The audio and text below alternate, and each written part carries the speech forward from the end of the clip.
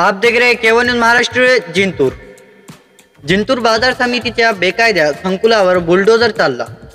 12 दुकान जमीन दोस्त। B&C आणि बाजार समितीच्या संयुक्त कारवाई।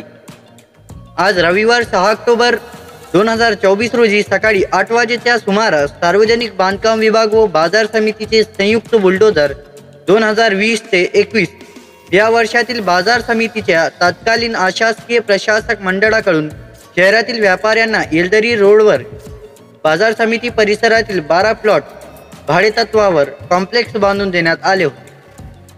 मार्केट यार्डातील सर्व्हिस रोड आणि सार्वजनिक बांधकाम विभागाच्या जागेवर प्रशासक मंडळाने येलदरी रोडवरील बाजार समितीच्या आवारात शहरातील व्यावसायिकांना भाडेतत्वावर दिले होते आणि वरुड रोडवर 6 ते 7 भूखंड भाडेतत्वावर घेऊन संकुल बांधण्यात आले, जे नियमांच्या बाहेर आहे असे म्हणत बाजार समितीच्या नवनिर्वाचित संचालक मंडळाने जिल्हा उपनिबंधक DDR यांच्याकडे तक्रार केली होती, ज्याची कसून चौकशी झाली, ज्यात तपासात हा निष्कर्ष निघाला ही संकुले हद्दीबाहेर आहेत आणि ही सर्व बेकायदेशीर कामे तत्कालीन अशासकीय मंडळाच्या कार्यकाळात झाली, ज्याचे वाचन नवनिर्वाचित संचालक मंडळ व अध्यक्ष गंगाधरराव बोर्डीकर यांनी केले, ज्यामध्ये बाजार समितीच्या सभापतींनी व्यापाऱ्यांना पाठिंबा देण्याचा पूर्ण संधी दिली, जेणेकरून कोणत्याही व्यावसायिकावर अन्याय होणार नाही।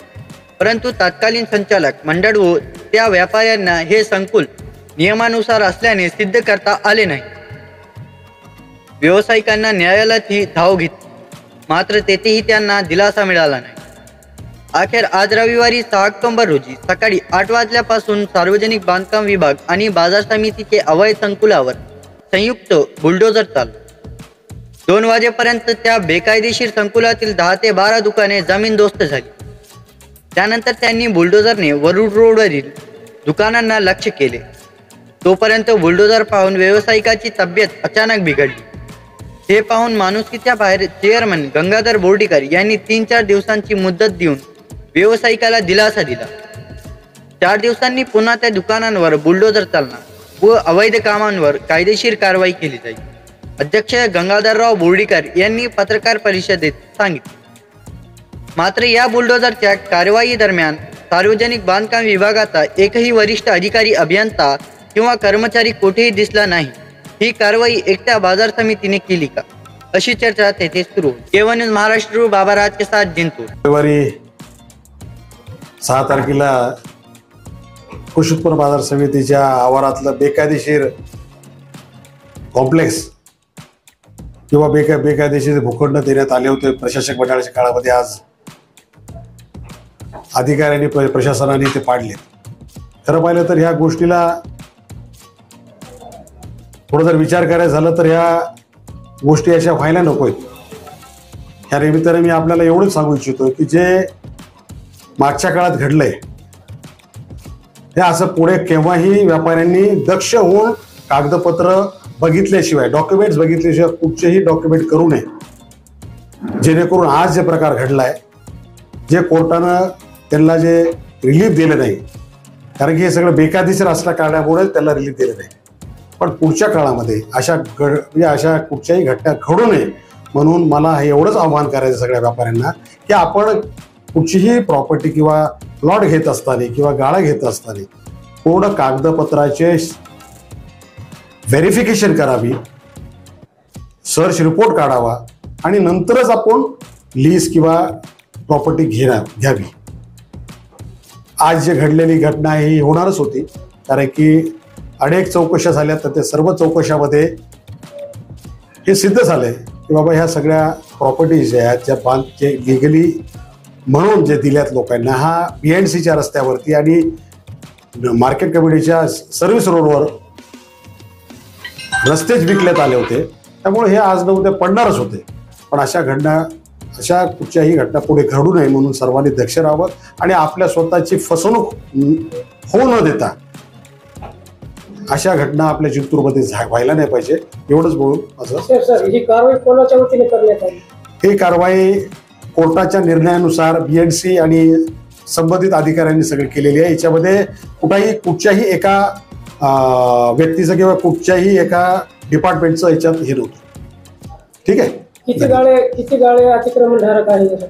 ह्या याच्यामध्ये टोटल रेकॉर्डवर 18 गाळे आणि आतले हे बरेचसे आहेत तसे. पण आज जी कारवाई झालेली जी माझ्या माहितीप्रमाणे 10 ते 12 कारवाई झालेली आहे आणि त्या संबंध गोष्टीवर त्या मागच्या जे काही राहिले असतील त्या याच्यात सुद्धा लिगली कोर्टात सगळं बघूनच सर्व काय पुढच्या याच्यामध्ये मी होणार आहे. गाळे धारकांचा आरोप आहे साहेब की आम्हाला नोटीस न देता काल रात्री आमची दुकानं चालू होती, सकाळी 7 वाजता बुलडोझर आणून आमच्या दुकानामध्ये माल असताना अतिक्रमण हटवण्याची मोहीम राबविली. दुसरीकडे सार्वजनिक बांधकाम विभाग हा म्हणजे शासकीय सेवा असताना दिसत नाही, परंतु अशा कारवाईसाठी एवढ्या लवकर कसं तत्पर आला? तर तुम्हाला हेच सांगू इच्छितो की ह्या संबंध व्यापाऱ्यांना आम्ही संधी दिली होती कोर्टात जायला, त्याला सगळ्याला माहीत होतं आणि तेच लोक कोर्टात गेले होते की बाबा कुठंतरी आम्हाला स्टे भेटावा. मी म्हटलं होतं की कोणावरही अन्याय होणार नाही, कोर्टात जा, तुमची बाजू कोर्टात मांडा आणि कोर्टानं जर तुम्हाला न्याय दिला किंवा तुम्हाला वाटत असेल की तुमचं जे खरं आहे कोर्टात मांडा, कोर्टानं जर तुम्हाला रिलीफ दिलं तर त्याच्यामध्ये कुठच्याही BNC किंवा आणखी कुठच्याही याला ऑब्जेक्शन घ्यायचं काही कारणच नाही. आणि त्यामुळे त्यांना ही माहिती नव्हती किंवा त्यांना टाइम दिला नाही हे म्हणणं चुकीचं आहे. कारण तेच लोक कोर्टात गेले, कोर्टाने रिजेक्ट केल्यानंतरच त्यांनी सगळं हे घडलेलं आहे. त्यामुळे तो विषय हा एक बिनबुडाचे हे आरोप आहेत, हे असं काही घडलेलं नाहीये आणि त्या सर्वांना माहित होतं. ते ज्या व्यापाऱ्यांनी ते गाळे विकत घेतले होते त्यांचा आता जो व्यवहार केलेला होता, आर्थिक पूर्ण व्यवहार झालेला होता, समजा त्यांचे वापस पैसे येणार का नाही? कसं आहे की जे रेकॉर्डवर आलेले जे व्यवहार आहेत त्या ह्याच्यामध्ये निश्चितच कायदेशीर जे काही गोष्टी आहेत त्या हे करून जर त्यांना वापस देता येत असतील किंवा त्यांना जागा आणखी कुठे देता येत असतील हे सगळं तपासूनच हे करणार. पण जे त्या व्यवहाराच्या व्यतिरिक्त जर व्यवहार झाला असेल, जे आता दबे आवाजात माझ्या कानावर येते की बाबा ह्या ह्याच्यामध्ये बाकीचा व्यवहारही झालेला, पण तसं झाला असेल तर त्यांनी त्यांचं बघून घ्यावं किंवा त्यांनी जर माझ्याकडे येऊन जर ते सांगितलं तर निश्चितच मी त्यांचं पूर्ण सगळं त्या लोकांकडनं ते हे करून मी देईलच त्यांना वसूल करून. सर, वरुड रोडचं अतिक्रमण काढलं नाही आणि इकडचं काढलं, त्यामुळे पक्षपात होतो का असा सवाल? असा नाहीये. कारण काय गोष्टी आहेत त्या गोष्टी न्यायप्रविष्ट आहेत. त्याच्यावरती मला कसं आहे की हे जास्त मी बोलणं याच्यावरती योग्य नाहीये. त्या ह्याच्यामध्ये वरुड रोडच्या ह्याच्यामध्ये मला जी माहिती मिळाली आहे की त्या ह्याच्यामध्ये ज्या 2 का 4 काहीतरी दुकानं काय जे असतील त्याच्यामधले एकच व्यापाऱ्याची 3 का काय दुकानं होती आणि त्याची तब्येत काहीतरी हे ठीक नव्हती, सिरियस होता काहीतरी असं त्याचं म्हणणं आहे. आणि त्यामुळे त्यांनी 1-2 दिवस 4 दिवस काहीतरी मागून घेतलेत. पण अशा याला जर आपण कुठं जर माणुसकीला आपणही माणुसकी ठेवायला पाहिजे. त्यामुळे कदाचित प्रशासनानं त्याला जर वेळ दिली असेल तर मला वाटत नाही कुठं हे चुकीचं आहे. ज्या गाळेधारकांच्या दुकानावर बुलडोझर गेलेला आहे अशा दुकानधारकाला आपण काय सांगू इच्छितो? ह्यापुढे आपण कुठचीही प्रॉपर्टी घेत असताना आपण सर्व व्यवहार तपासून आणि सगळे कागदपत्र बघूनच तुम्ही व्यवहार करावा.